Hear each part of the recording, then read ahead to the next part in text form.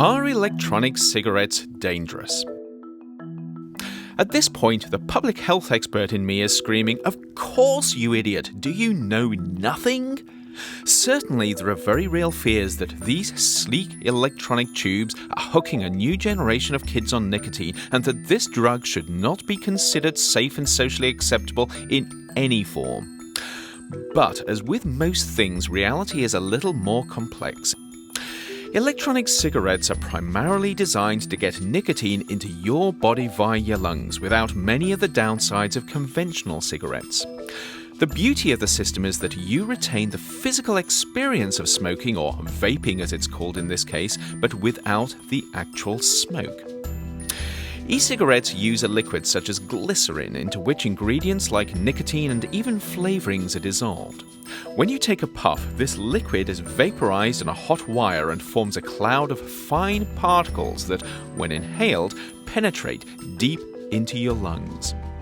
The good news for smokers is that electronic cigarettes don't produce many of the harmful compounds that burning tobacco does, and you get less harmful side stream smoke that regular cigarettes produce. So at first blush, e-cigarettes look like a great way to get your nicotine hit.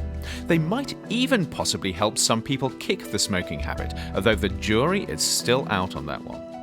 But vaping on an e-cigarette still means pumping your bloodstream full of a toxic substance. Nicotine is addictive, it's toxic at high doses, and it has a whole range of effects at lower doses that may not be good for you. But surprisingly, there's not much known about whether the occasional vape presents a significant risk. However, when you puff on an e-cig, it's not just nicotine you're inhaling.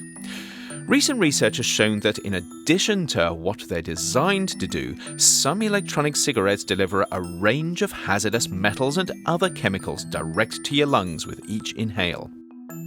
Admittedly, these only seem to be present at very low levels, probably too low to be dangerous in most cases.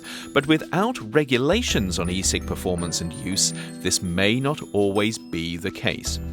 What's worse, because of these potential contaminants, even nicotine-free electronic cigarettes may be more harmful than people think if they're not regulated.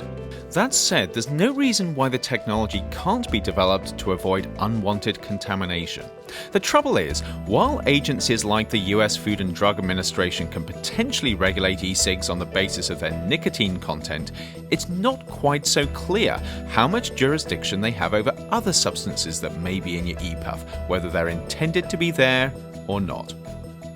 If you have any thoughts on electronic cigarettes and their regulation, please join the conversation in the comments. And remember to check out the additional resources in the blurb below.